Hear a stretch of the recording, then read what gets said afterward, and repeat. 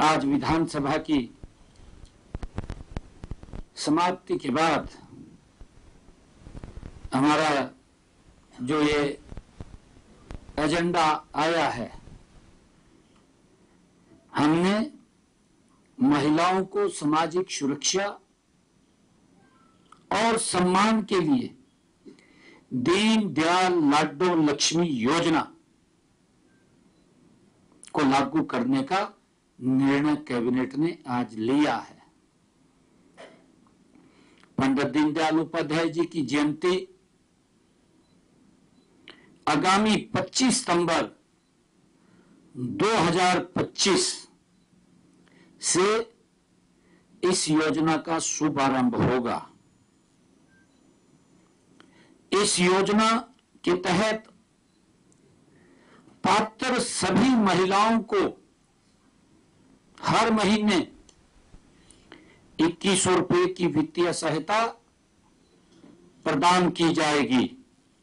यह हमारा संकल्प है। 25 सितंबर 2025 को हमारी जो बहन 23 वर्ष या उससे अधिक आयु की सभी महिलाओं को इस योजना का लाभ मिलेगा। इसमें विवाहित हो या अविवाहित दोनों ही तरह की महिलाओं को लाभ मिलेगा।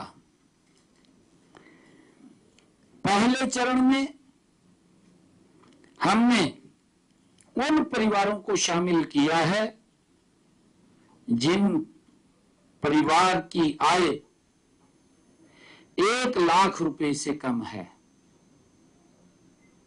आने वाले समय में इसको चरणबद्ध तरीके से अन्य आय समूहों को भी इस योजना में शामिल किया जाएगा, क्योंकि एकदम बड़ा दबाव रहेगा। पहले जिन परिवारों की इनकम 1 लाख रुपए है, उन महिलाओं को इसमें शामिल किया जाएगा। योजना का लाभ लेने के लिए अविवाहित आवेदिका का या विवाहित आवेदिका के पति का हरियाणा में पिछले 15 साल से निवासी होना आवश्यक होगा। इस योजना के तहत एक परिवार में महिलाओं की संख्या पर कोई प्रतिबंध नहीं है। यदि एक परिवार में 3 पात्र महिलाएं हैं तो उन तीनों महिलाओं को दीनदयाल लाडो लक्ष्मी योजना का लाभ मिलेगा।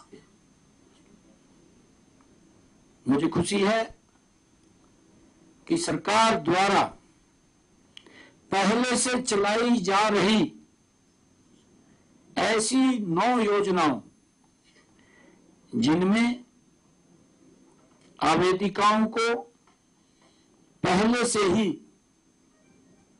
अधिक राशि की पेंशन का लाभ मिल रहा है। अगर किसी को 2100 रुपए से ज्यादा उसको मिल रहा है, उन्हें दीनदयाल लाडो लक्ष्मी योजना का लाभ नहीं मिलेगा। ऐसी 9 योजनाएं हैं जो इससे लाभ नहीं मिलेगा, परंतु मंत्रिमंडल ने यह फैसला किया है कि यदि स्टेज 3 या 4 कैंसर पीड़ित मरीजों, ऐसी सूचीबद्ध 54 दुर्लभ बीमारियों और हीमोफीलिया, थैलेसीमिया और सिकल सेल से पीड़ित जिन आवेदिकाओं को पेंशन का लाभ मिल रहा है, उन्हें दीन दयाल लाडो लक्ष्मी योजना का अतिरिक्त लाभ मिलेगा। उनकी पेंशन नहीं कटेगी या उनको लाभ देंगे जो दुर्लभ बीमारियों से पीड़ित हैं। जिस दिन कोई विवाहित लाभार्थी 45 वर्ष की आयु पूरी करेगी, उस दिन वे ऑटोमेटिक ही विधवा और निराश्रित महिलाओं को वित्तीय सहायता योजना के लिए पात्र हो जाएंगी। और जिस दिन लाभार्थी महिला 60 वर्ष आयु की होगी, उस दिन वे ऑटोमेटिक ही, क्योंकि ऑटो मोड के ऊपर है, और ऑटो मोड के ऊपर जिस दिन 60 साल का कोई व्यक्ति हो जाता है, उसकी वृद्धा सम्मान भत्ता पेंशन योजना के लिए पात्र हो जाता है, उसकी लग जाती है। और इसी प्रकार हमारा अनुमान है कि पहले चरण में लगभग 19-20 लाख महिलाओं को इस योजना का लाभ मिलेगा। आज की कैबिनेट के निर्णय के बाद आने वाले 6 या 7 दिनों में हम न केवल योजना की गजट नोटिफिकेशन कर देंगे, वरना एक ऐप भी लॉन्च करेंगे जिसके ऊपर पात्र हमारी महिला अप्लाई करेगी। उसके लिए वो घर पर बैठ करके अपने मोबाइल से भी फॉर्म अप्लाई कर सकते हैं, वो अपने घर पे कंप्यूटर से भी अप्लाई कर सकते हैं। इस ऐप के माध्यम से वो उसको अप्लाई कर सकते हैं और हर संभावित पात्र महिला को हम एसएमएस भी भेजेंगे कि आप पात्र हैं, आप ऐप के ऊपर अपना आवेदन कर दें। ये एसएमएस भी हम भेजेंगे। मैं सभी बहनों को आज बधाई भी देता हूं। सभी पात्र महिलाओं को सूची सभी पंचायत और वार्डों में प्रकाशित की जाएगी।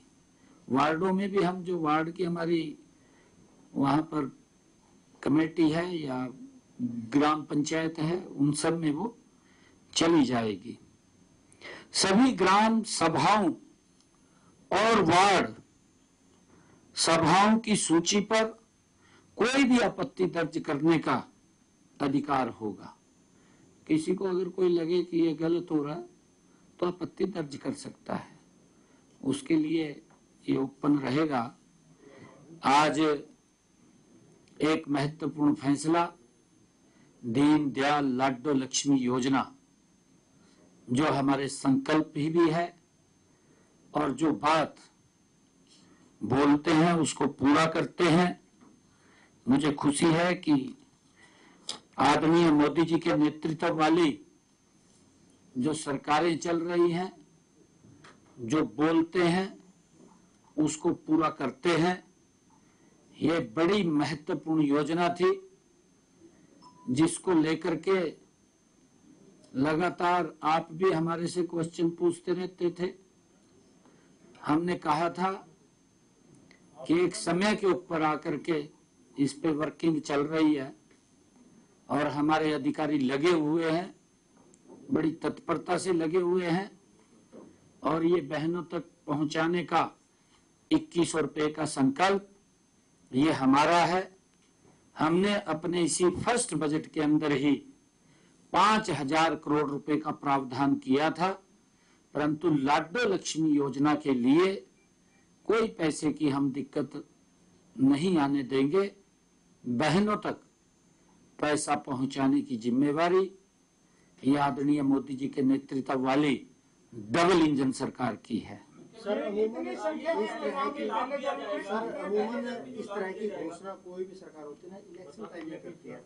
आप इतनी जल्दी क्यों कर रहे हैं और इतनी जल्दी कर रहे हैं, तो विपक्ष के हाथों से आपने मुद्दा ही ले लिया, थोड़ा राजनीति हो जाती है विपक्ष के लिए। नहीं, मैंने आपको कहा था मोर साहब कि कुछ राजनीतिक दल अपनी वाहवाही लूटने के लिए वोट तो ले लेते हैं, वोट लेकर के उनके हालात पर छोड़ देते हैं। मैंने उदाहरण दिए हैं। कांग्रेस पिछले सेशन के अंदर बड़ी प्रखरता से इस मुद्दे को उठाया, आप सबको मालूम है। क्वेश्चन भी लगाए, लड्डू लक्ष्मी कब देंगे। हमने जब हमारे मंत्रीगणों ने कहा कि भाई आप अपने घर में तो झांक लो, आप हिमाचल में देखिए, आप तेलंगाना में देखिए, आप कर्नाटक में देखिए, अभी तक आपने वायदा जो किया था बहनों के साथ कि हम वहां पर आपको पैसा देंगे, तो आपने क्यों नहीं दिया? आप हमारे ऊपर तो उंगली उठा रहे हैं। मैंने भी कहा था कि भाई राहुल गांधी को पूछ ले जा करके, वहां तो जब मंचों पर खड़ा होकर के बड़ी बड़ी बातें कर देते हैं, पर रिजल्ट जीरो।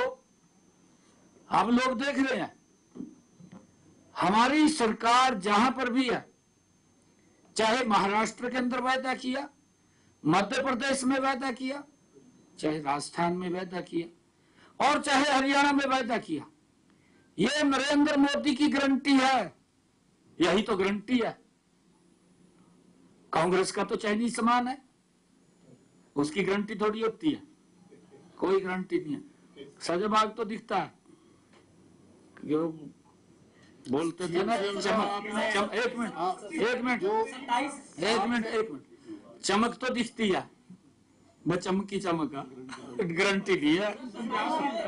और मैं वही बात कह रहा हूँ, मैं वही बात कह रहा हूँ।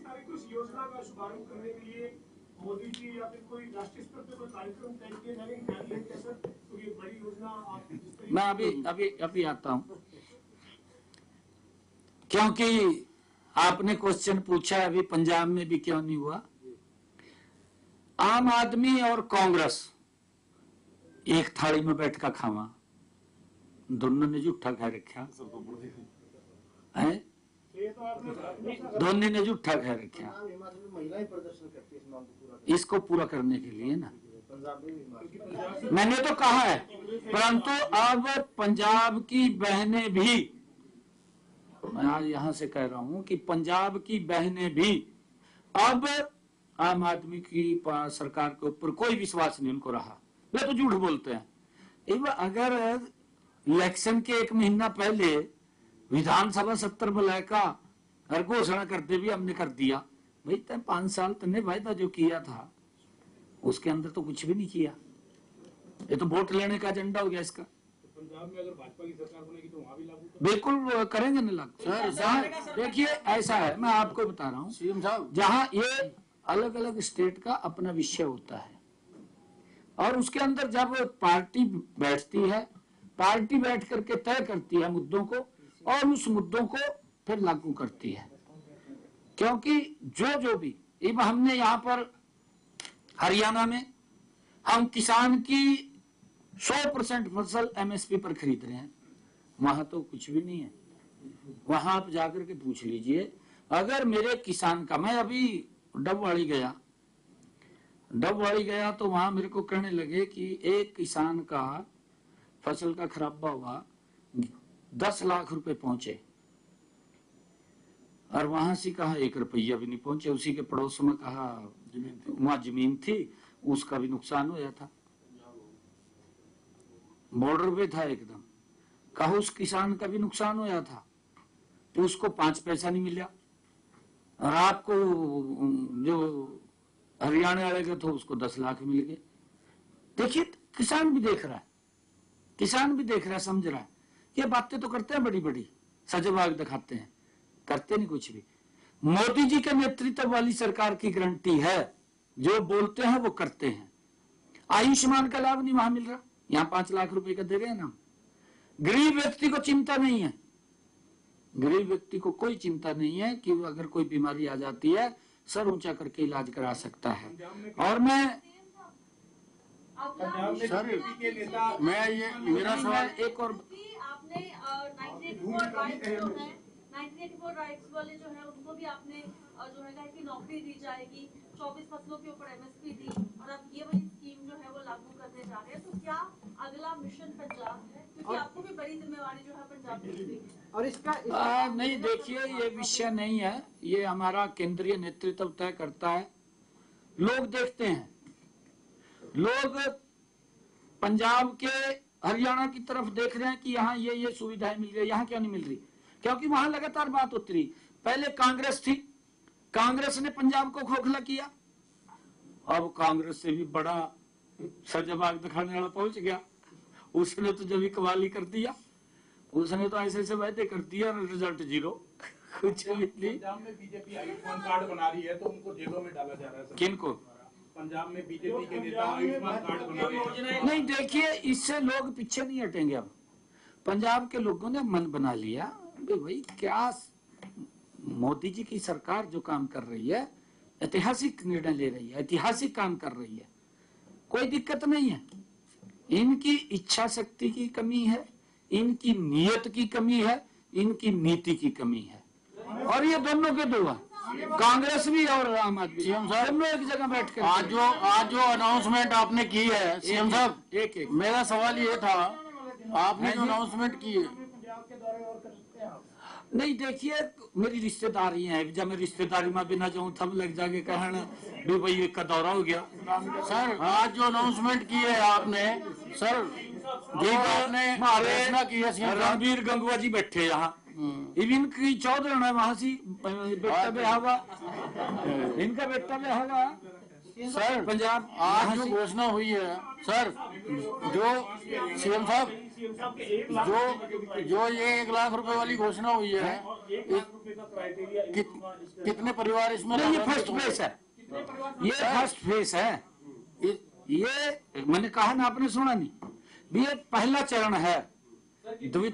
इसमें बर्डन इसमें 22 लाख के करीब, 22 1 लाख में, इसमें 1 लाख आय में जो पहले चरण में लाभ मिलेगा सर, है, वो कितने महिलाएं शामिल हैं, परिवार फाइनेंशियल महिलाएं शामिल हैं, लगभग 22 लाख के कितना करीब खर्चा आएगा सर इस पे? है जी। इस पे कितना खर्चा आएगा इस कल्याण?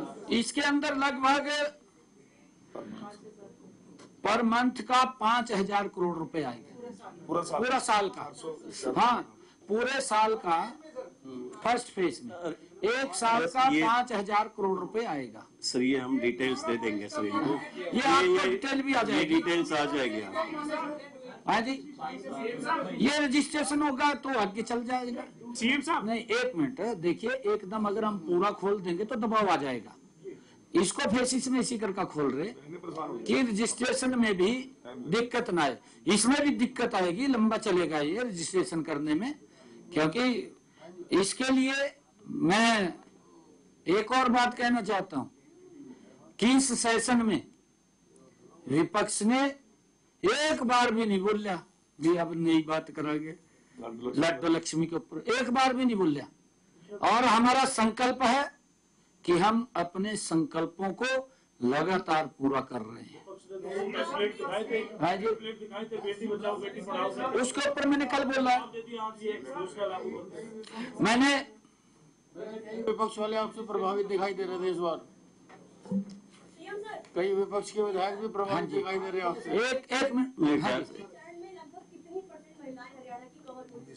नहीं, मैंने कहा तो है जी, लगभग 19-20 लाख के करीब महिलाएं आई। परसेंट तो हम आपको ना ये बता डिटेल्स देंगे में दे इसकी देंगे। परसेंटेज। ये थोड़ी आपके प्रेस कॉन्फ्रेंस कर रहे हैं सर, अभी उनकी प्रेस कॉन्फ्रेंस भी चल रही है। वो कह रहे हैं सर कि इस मॉनसून सत्र के दौरान 4 दिन जो तमाम मुद्दे पे योजनाएं थी उस पर सरकार या मंत्री जवाब देने में विफल रहे हैं, वो आरोप लगा रहे हैं। नहीं। साथ ही वो कह रहे हैं कि 24 फसलों पर एमएसपी देंगे। मैंने आपको कल बताया था, कांग्रेस पार्टी पे कोई मुद्दा नहीं था। मुद्दे इस प्रकार के लेकर के आए, एक तो बेटी बचाओ बेटी पढ़ाओ। मैं आहत हुआ हूं उन पोस्टरों से, मैं खुद आहत हुआ हूं। जो आदमी के कार्यकाल में, जिनके समय के अंदर बेटियों की भ्रूण में हत्या हो जाती थी, वो लोग पोस्टर ठहकाए, दुर्भाग्यपूर्ण है। और फिर वो लोग कोई मुद्दे की बात नहीं करने आए, कहा कलेक्ट्रेट कम कर दो। बता, कलेक्ट्रेट कम कर दो, कहा ज्यादा बढ़ा दिया। कहा ये मुद्दा लेकर के आए। किसान तो आकर के बोल रहे, कहा कलेक्ट्रेट बढ़ाओ, और ये मुद्दा लेकर आए, कहा कलेक्ट्रेट कम कर दो। क्या इनकी रणनीति है?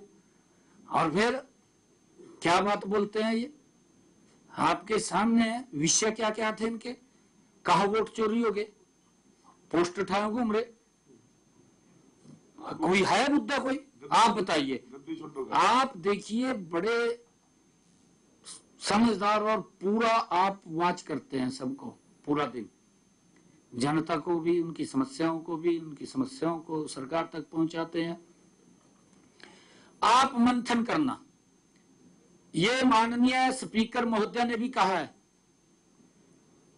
कांग्रेस के जो विधायक अंदर थे, जो मुद्दे उठा रहे थे, भी आप राम से मंजे के ऊपर पड़का, आंखें बंद करका, भी हमने क्या क्या मुद्दे उठाए, सोचना